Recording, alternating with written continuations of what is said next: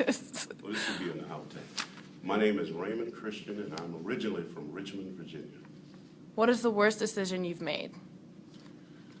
Let's see.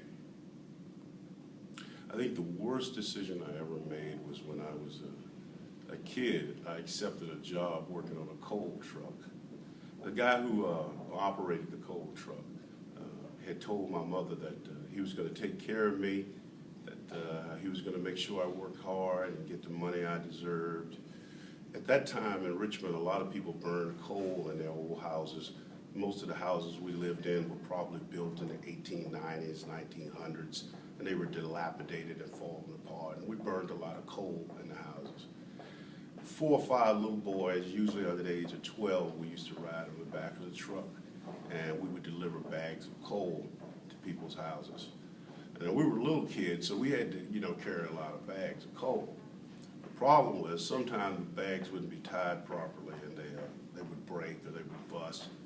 And the guy would dock our money, and he was only paying us like 25 cents, and he wouldn't give us any money.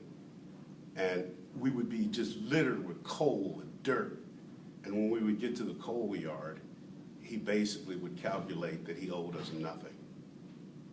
And for some reason, I felt like I needed to do the job. I was too embarrassed to even tell my mother that this man was not paying me.